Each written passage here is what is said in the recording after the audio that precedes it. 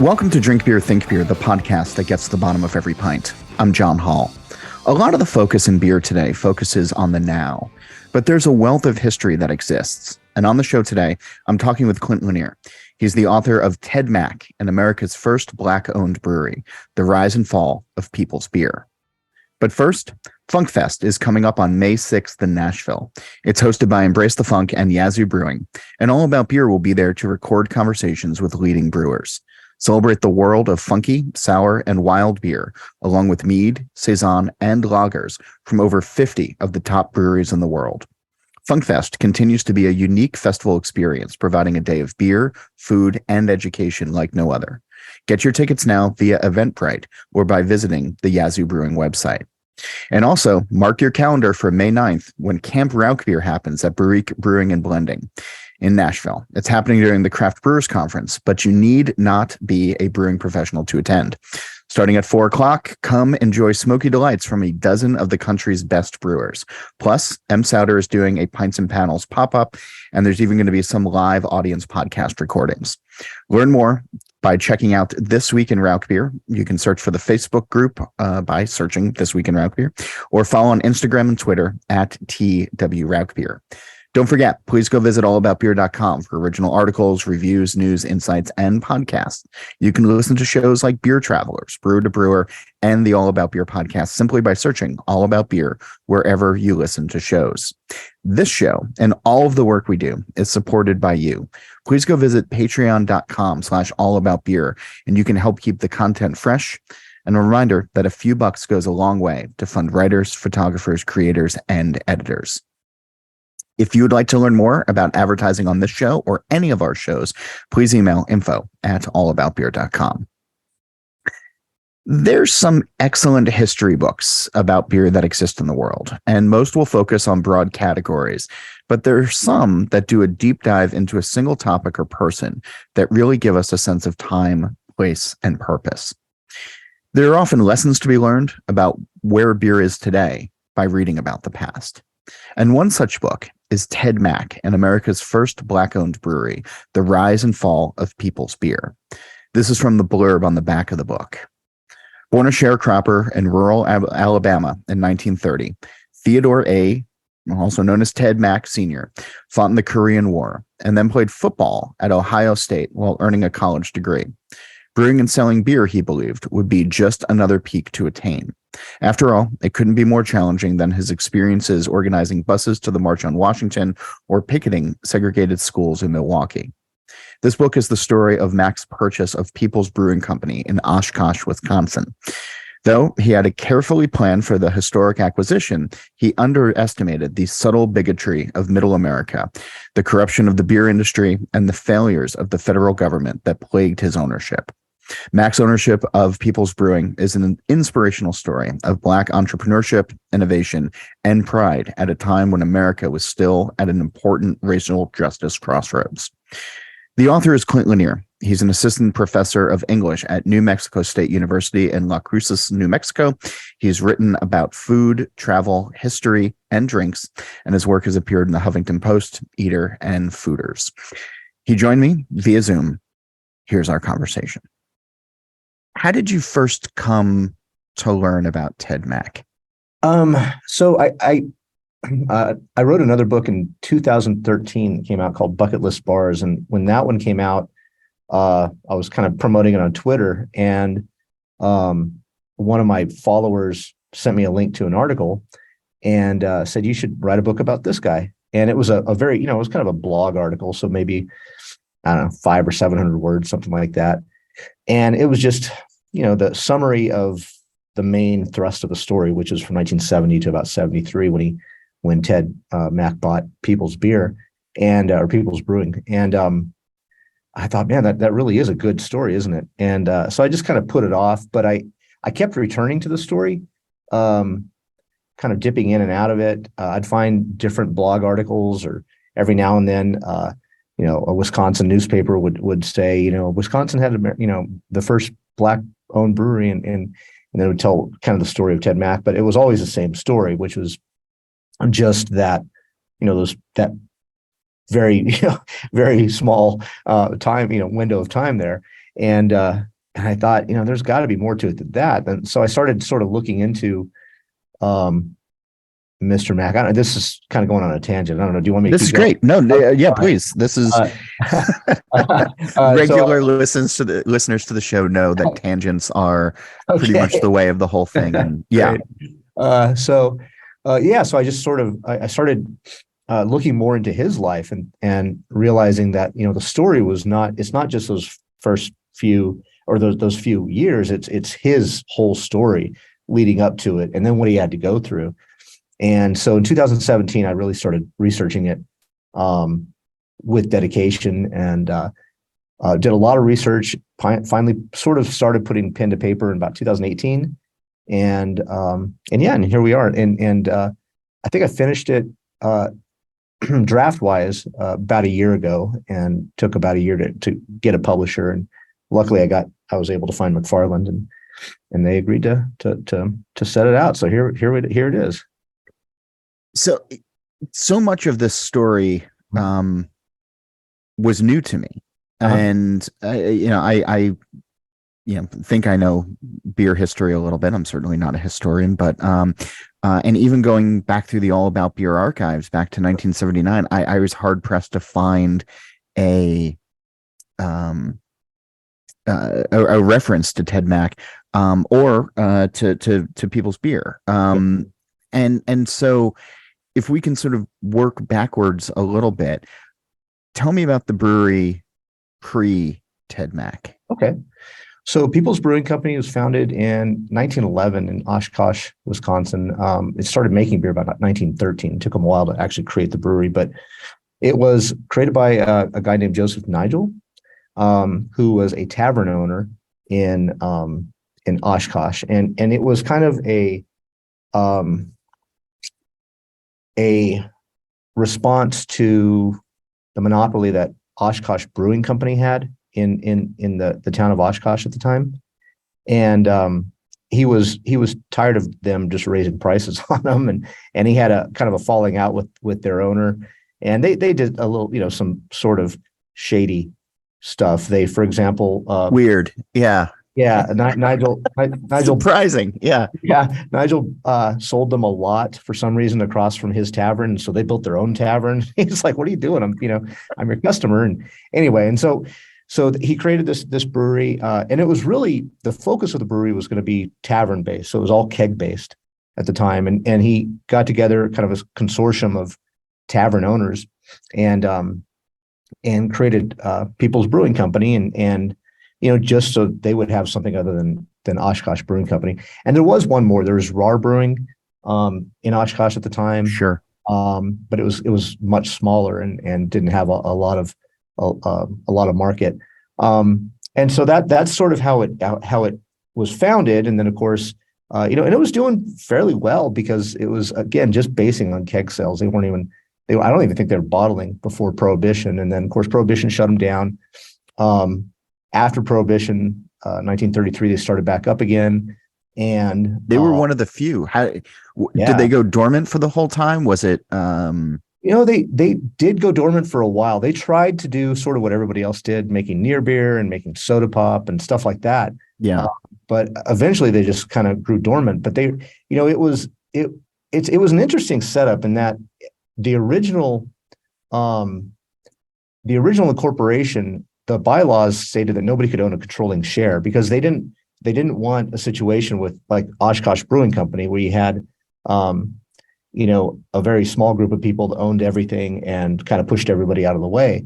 And so a lot of people owned it, and they all had a small share. So I don't know if they were depending on the income or the revenue. And they were all kind of tavern owners anyway, or grocery store owners with a tavern. And so I don't think it was sort of their main bread and butter when it shut down, allowing them to just say, let's go ahead and start it back up again because they had all the equipment still. They still had the brewery. So they were able to get the production going again once it was, 1933. And Oshkosh did as well. Oshkosh Brewing Company reopened as well. Right. And it was much bigger. It was about double the size of People's. I can't remember exactly. I think Oshkosh's capacity was maybe like 90,000 gallons, or I'm sorry, barrels. Mhm. And Peoples was more like 30 or 40 or something like that. So it was much Still, smaller. even by today's standards, that's Yeah, fairly impressive. I mean, not by right, the large guys, but I mean, in the craft space, to be doing 90,000 barrels a year is, right. or even 30 is pretty dang impressive. Yeah, it's very impressive. And yeah, so they both they both came back, and they were their attention was still focused on kegged beer. I think they started bottling at that time, but again, they were really focused again still on tavern sales. And they had a rocky patch in the 60s, 50s, and 60s were not kind to the brewing industry at all. I mean, there was huge amounts of concentration where, Anheuser-Busch and Pabst and Schlitz were just buying up competitors and shutting them down. Hmm. Pabst, for example, bought Blatt's Brewing Company in like 1958, I think, and just turned around and just locked the doors, and that's sort of what was happening. And So they went through some rough times. They sold it actually to the heir to the Schlitz brewery. Oh, okay. Highline, I think is his name. He was a member of the board of Schlitz, but he wasn't the president of Schlitz at the time, although he was going to get it. And I guess he just kind of became impatient and decided to buy kind of a brewery. It's kind of a hobby for him, right? Um, and So he was. Oh, I'm sorry. No, I'm sorry. He bought Oshkosh Brewing Company. My apologies. Okay. And then ran them into the ground, which he then later did with Schlitz. But in any case, Peoples was just kind of moving along before Ted Mack approached them, and he approached them and asked them if they'd be willing to sell. And the stockholders met on April 24th, and 1970, and the rest is history. They all agreed to sell. Yeah. So Ted had a pretty, impressive career and a varied career before he walked into owning a brewery. He did. Yeah. It's one of those stories that, you know, you really don't hear them anymore, but he was born a sharecropper in 1930 in Alabama. And he was facing an uphill battle to make anything of himself, out in the country on a farm living with cousins and brothers. I think there's 13 of them in a little tiny, shack. And, but his mom was really dedicated to education and making sure that he got educated. So with what education he could get kind of out in the countryside in Alabama, he took advantage of it. And then, he eventually was able to go to high school, and he was drafted in high school. He played sports, and he was a standout athlete playing football. He gets drafted in the Army, and he was able to leverage his time in the Army with football, and he gets recruited to Ohio State, gets a scholarship to Ohio State as a football player. Just on and on. He's able to really find, get breaks and take advantage of them. Finally graduates with a degree in social work, becomes a social worker, becomes a huge civil rights advocate, leader in Milwaukee in the 60s. And then becomes a businessman after that, and finally, ends up putting this group together to buy Peoples. It's really impressive considering where he came from. Yeah. I couldn't imagine doing half of what he did, but he was able to, and it was a time when you don't have all the safety nets that we have now, right? There wasn't financial aid to go to college. You went to college on a scholarship, or you paid your way, and that was it. They didn't have. Schools were segregated. In fact, when Southern schools were segregated where he grew up. So, Mm-hmm. there just weren't any of the. I guess what I'm saying is it's even more difficult if you think of how little he had to work with, right? Yeah. But he was able to make it work. He a very impressive career. And that's what compelled me to write the story, because nobody else was telling that part of it. It's like, golly, I mean, he did what no other Black person could imagine doing, which is buying a brewery in 1970. But everything that he did up to that point was truly amazing also. Yeah. So. And I know you detail a lot of that in the book, and I want people to go and read it. But what, as far as your research can tell, drew him to the idea of owning a brewery? Well, I mean, there's so many other areas that folks could go into, and in the 1970s, when you think about the overall beer scene in the U.S., I mean, Jack McAuliffe wouldn't open up until the late 70s. Sierra's that's not coming around until the 80s. I mean, it was still like craft or independent or micro wasn't even a word that people were using at that point. I mean, beer was an afterthought even in the culinary world in the U.S. So, what was the appeal?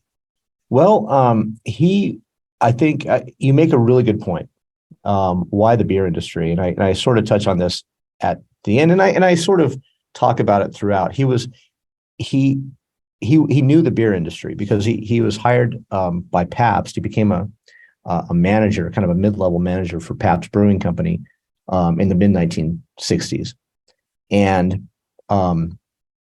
he had before that he had said many times that what Black people needed to do was to enter corporate America. He has this quote that says, white people will give you welfare, but they're not going to give you industry. So we have to get into industry ourselves. In other words, we have to take possession of it and buy it ourselves. And so that was sort of the philosophy he already had. And I think the brewery came along because he was in the beer industry. And I sort of say, like, if he had worked for a car company or a shoe company, and the opportunity came up to purchase his own shoe company, that's what he would have gone into instead. But he happened to be in the beer industry. And so I think that's what he went into. His wife said he didn't drink. So it was just kind of funny.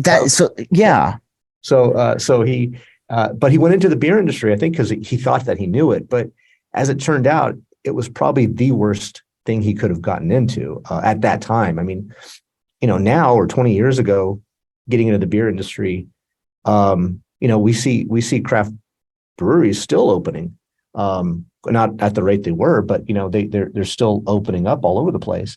But the point that you make is absolutely right. You don't. In 1970, the brewing industry at that time, it was about 160 or 180 brewers left in America, and they were just closing left and right. So, or growing like gangbusters. Yeah, exactly. So there wasn't a middle ground necessarily. Exactly. It was either super regional, like Yuengling survived, because they were super regional, or it was huge, like Anheuser-Busch or one of those, right?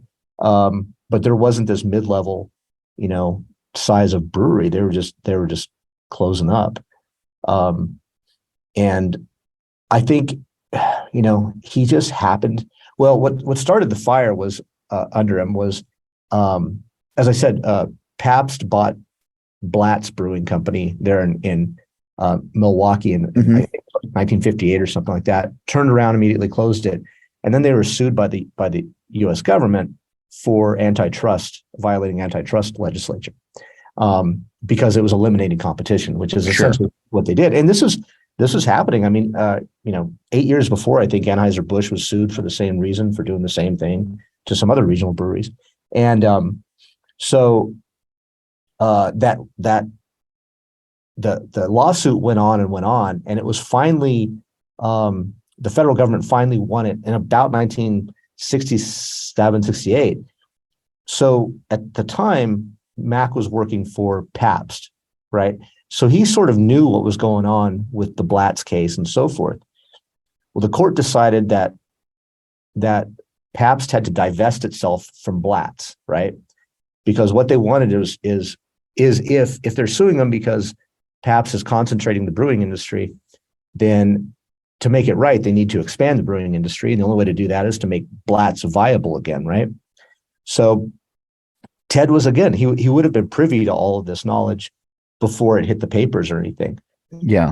And so he that was his opportunity. I mean, he saw it as his opportunity to join the corporate structure, as he said, and to allow a group of Black businessmen to buy an industry and to own a share of an industry. And that would serve to then raise the Black community. And their plan for Blatz was to really only hire or primarily hire from the Black community. And so the managers and the just all the workers would primarily be Black. That was their plan, their stated plan, which the papers had a field day with. But so, that was sort of, he saw it as a way to get into industry, and it just happened to be that particular industry, which, as I said, was the worst industry he could get into at the time. Yeah. But I mean, the idea of raising people up through ownership, through employment, was there also a marketing aspect to it as well of, that's a beer to the community? That's a great point. And I note that kind of throughout my book. He really struggled with that because he didn't want it to be seen as a Black beer. Like when he bought People's Brewing Company, there was immediately this backlash, this sort of racist, bigoted backlash. People were saying he's going to change it, he's going to start making Black beer, which you can read between the lines as, poor quality and ghetto beer or something like that. And so his reaction was to say, no, I'm not making a Black beer or a white beer. I'm just making beer, I'm making a people's beer. So, but at the same time, he needed the Black community to shift and to buy his product, because in his prospectus for the company, it points out that even a slight shift, because the Black community bought a lot of beer, and a slight shift towards his particular beer would immediately increase sales. Mm-hmm. But they were counting on it, but at the same time, he wasn't exploiting it. He refused to exploit it. And I think that's because he wanted to be seen as just a businessman. He didn't want to be a Black businessman. You know what I mean? He wanted to be any other businessman, right? And I think maybe he thought that if he really tried to exploit the fact that a group of Black people owned that company, then it would somehow decrease kind of what they've done or lessen their stance maybe in the business community. So there's a lot of tension there between sort of what he wanted to do, but what he did. and I don't think he really resolved it. I don't think he was able to resolve it. In the end, he became really disappointed in the lack of support. And also just the attacks coming his way as well. Where were the thrust of those attacks coming from? And who were they coming from? Yeah, so it was within the Oshkosh business community. The tavern owners immediately stopped selling. It's kind of like the Bud Light backlash. They stopped selling it. Of what we're going through right now. Yeah. Right. Yeah. They took it off the taps. They said they wouldn't stock it anymore. And it was all because of these rumors that he was going to fire all the white employees. They had about 20 employees at the time. That they're all going to get fired and replaced by Black employees. That the beer was going to be poor quality. It was going to be a Black beer, something like that. And so it immediately hurt sales. I think their sales decreased by substantially, well over maybe 20% or in the high teens or something, as a result of this. And because remember that their main product was kegged beer for the taverns, and so the taverns started pulling out.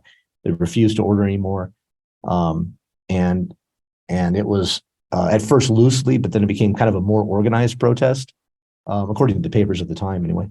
And even a year later, there were taverns that wouldn't put People's back on tap because it was owned by a group of Black business people. So, it effectively really did hurt them immediately. Yeah. And I imagine it must have just been supremely frustrating for him because, again, this was a chance just to be in the business, in corporate America, be a part of that, not as Black people, but as people, as business people. And so I can imagine how frustrating it must have been for him in those first few months. I always enjoy talking to authors who have done historical research because you spend so much time reading and learning about your subjects that by the time these conversations come around, these media conversations or, around the bar or all that, you almost start talking about them like friends, like intimate friends that you and you've been speaking for Ted Mack during the course of this conversation, because of everything that you've read on this. And I'm wondering, you referenced some of the papers, some of the stories at the time. How much research or how much raw material was available for you to find there's out there? Yeah, quite a bit. There's actually there's an archive at the University of Wisconsin Milwaukee. There's an archive there left by the secretary of the company, Mr. Crosby. It's like kind of banker's boxes. I think there's like 3 banker's boxes filled with papers. And that was actually what I did in 2017. I traveled to Milwaukee, I traveled to Oshkosh, and then I went to the library archives and I digitized everything so that I would have it, be able to read through it.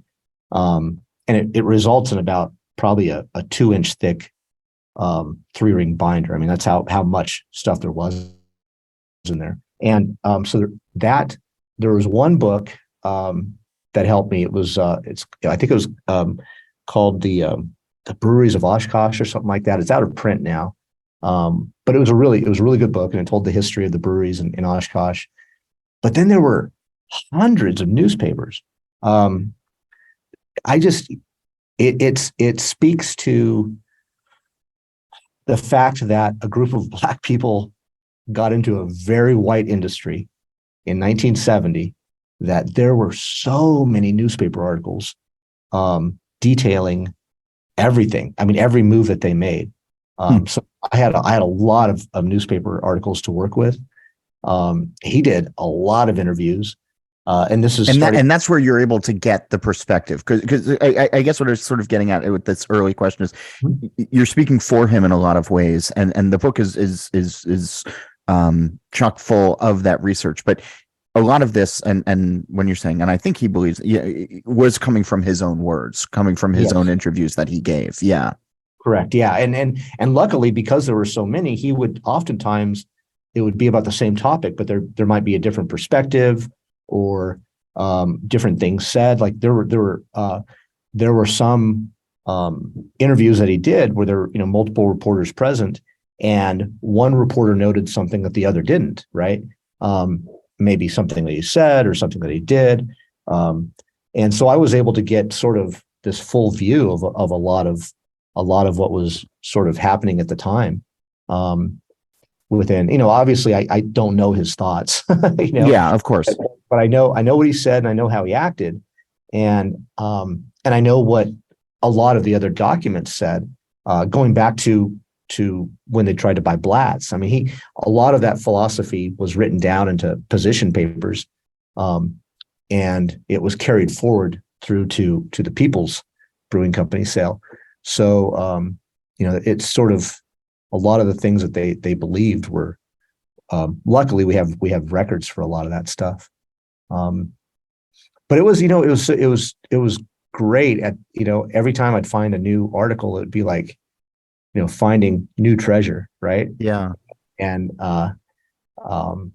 and even up till my publisher asked me to do some more work on some different areas, and so I did a little bit more research and was able to even find new stuff that I hadn't found before. I think I've pretty much exhausted it now, but I would find these little bitty, um, uh, very small clips and papers that would still add a little bit more and a little bit more to the story. So it's been fun.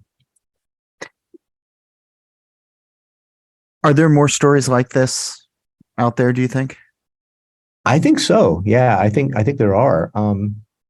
There's two stories that are in my book that are, well, there's a few stories in my book. One of them actually I'm looking into more. There's corruption in the beer industry was a big part of this story. You don't have to use past tense for corruption, but yeah, that's fine. Okay, it is a big part of the story, but it certainly affected him and what he was able to do. And I started looking into the corruption in the U.S. military and the beer industry, and oh my goodness, I mean, the amount of grift and bribery and stuff that was going on, it's remarkable. I mean, absolutely remarkable. What they were doing to get their product on the shelves of a PX, on an Army base or something like that, or on the tap in an Air Force base. It's incredible. I'd like to think it doesn't go on anymore, but it's just that's a story that I would actually like to, if I have time, I'd like to come back to. But then there's also there's the story just generally of black beer. There was a book, I think by that name, that came out a couple of years ago, but it was written from an academic perspective from sociologists. But I think just the story of black beer hasn't been well researched yet. The history of it, going back to unfortunately the founding of our country into slavery, but then back before that, the Egyptian brewing and the story of beer on the African continent, and so I think that alone, if anybody is interested in a big project, that alone would be a really cool project to work on. Yeah. I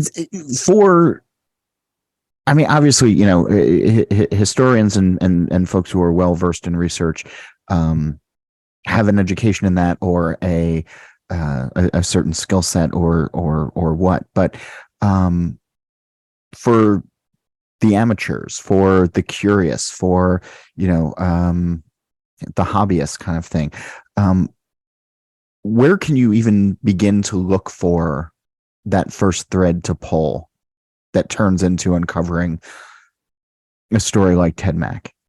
That's a good question. I would say look locally. The story of beer in America is a story of thousands of breweries in the early 20th century that were shuttered because of prohibition, right? But those breweries have such a cool history. They're neat stories for all of them. I live in New Mexico, and there was a brewery called Acme Brewing Company up in Albuquerque, New Mexico. What a cool name, Acme. And I always think of like Donald Duck, and they'd always use Acme in the cartoon. The Looney Tunes, yeah. Yeah, It's right, yeah, Wile E. Coyote. Yeah, well, that's what it was. Yeah. And they had it was really cool. And the ads, the advertising for beer was outrageous in the early 20th century. It was like, they would promote it for good health and for family use, and kids loved our beer and stuff like that. I mean, so I would say look locally. If you're a hobbyist, you're an amateur, you want to find maybe some cool history, maybe the beginning of a story. I would say, what breweries were in your area 100 years ago? Well, not 100 years ago. Let's say 110 years ago. Yeah. And I know that you'll find them because breweries at the time weren't national, and they didn't have a national distribution network. So breweries had to be regional and local.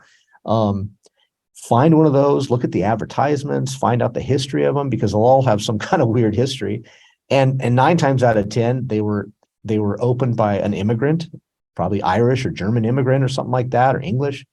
And how did those people get there? I mean, these are really cool stories and there's a market for them. There are companies, there are publishers that want those kinds of books, want those kinds of stories on the bookshelves because it's kind of a local interest piece. I would say start there. Yeah, start local. See what was around here 120 years ago. Yeah. We're going to forget our history if yeah. we don't keep looking into it, and For sure. or be doomed to repeat it. Yeah, absolutely. I mean, you and I know that there were, gosh, I think there were 4 breweries that controlled 80% of the brewing industry in the 1980s. That sounds about right. Yeah, and I mean it became incredibly concentrated before the explosion of craft brewing. But it wasn't like that. It was a lot more like now, where you could go to kind of any city and there'd be 2 or 3 maybe local breweries, and that's what it was like kind of across the US in like 1916 or 1915. Yeah. And the stories of all those would be really interesting. I want people to go read this book. It's well researched. It's a forgotten part of, or largely forgotten part of, American brewing history, and also just I mean, it's, despite how it ended, for Ted Mack, and the other investors, I think it also shows a lot of the grit that was to come, and the promise for local beer that was to come just even a decade or so later on. He definitely laid groundwork for those who came after, and obviously there's still a lot more work to be done on those fronts as well. I've been asking folks on the show the green door question, which I don't know if you're familiar with the TV show The Good Place or not, but in the final season of that show, they introduced the concept of a green door, where you can walk through it and be anywhere you want, doing whatever you want with whoever you want to be with. So if we had a green door on our plane of existence and this conversation ended and you could be at any pub or any brewery anywhere in the world, where would you want to go? Who would you want to be with? And what would you like to be drinking? Oh, that's a great question. Okay, let's see. I have to make that a good one, don't I? You don't have it's your answer. It's going to be good no matter what. The one that jumps out at me is probably Bavaria, circa 14th century. Like, okay, how did lager happen? That's what I want to know. Okay. I don't understand that. Lager is such a weird thing. The lager yeast itself is such a weird thing. And there are theories that maybe Columbus brought lager yeast back from South America. I mean, how did they come up with that? How did the monks discover that? Lager is hard to make, and beer is easy to make. I mean, ale is not difficult, but lager is difficult, more difficult, I should say. Yeah. How did they come up with that? I mean, it's such a random, weird thing, and it just sort of all of a sudden it was there. Yeah. I don't know. That's a truly nerdy, geeky answer, but I think I'd like to figure that one out. Okay, I dig it. I don't know. Like I said, that's truly geeky, but no. I like it. Going back to your earlier book, though, what is one bucket list bar that still exists these days that everybody should point themselves towards and go and have an afternoon at? Yeah, that's a good question. If I had one in the book, and I've been asked this a few times, and I changed my answer. It's a layup question for lazy reporters like myself. Yeah, no, it's fine. No, there are so many good ones. Where are you located, John? I'm in Jersey. You're in Jersey. Okay. Well, I mean, in Manhattan, you've got. Well, you got Fonz's. Yeah, you've got. I'm not allowed there anymore, but yeah, that's fine. You've got Old Town. Oh, Old Town. You got the Ear Inn. The Ear Inn is a. I mean, yeah. The Ear Inn is a pretty magnificent place. It is. I mean, there's There's Not just, far from the entrance to the Holland Tunnel. yeah, exactly. Yeah, no, I used to go Right. down there. My wife worked in that area for a while, Okay. and All right.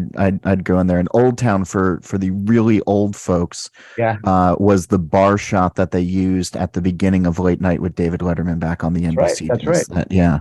And for the Gen Xers, it was where they filmed Jump Around with um, House of Pain.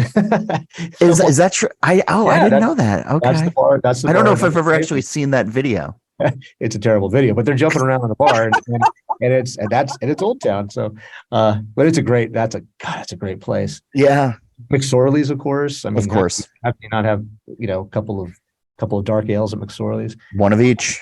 Yeah. I think if there was one place that if it was a Friday afternoon and I don't want to be at work anymore, I want to cut out and just get lost. There's a place in New Orleans called Snake and Jake's, and that's the place I would be. That place is every dive is modeled on this place. It looks like it's going to fall down at any moment. The interior is pitch black except for Christmas tree lights. Yeah. And you could be in there and you could be That's a great 2 o'clock on a Friday afternoon bar. It really is. It really is. And you could be, I mean, and you'll just be left alone, hanging out. Nobody will bother you. It doesn't matter what's going on outside the door in the rest of the world. It's an escape. So that's probably where I'd end up at, as Snake and Jake's. I love it. Now I'm going to start researching plane tickets, or just go to my own local dive, since we're recording this on a Friday headed into an afternoon.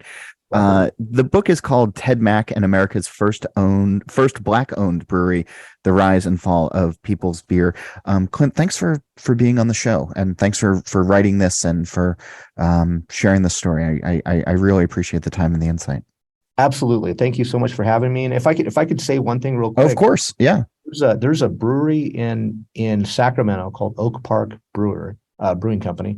They've actually partnered with Ted Mack's family, and they're making a tribute beer. It's People's Beer Lager, and it's the formula. So if you want to taste this, if you read the book and you have you want to see what People's Beer tasted like, because it was a really good beer, you can get it from them. It's a delicious beer. So I'm glad. And they're making it regularly now. It's like going to be part of their lineup. That's great. That's correct. Yeah. Yep.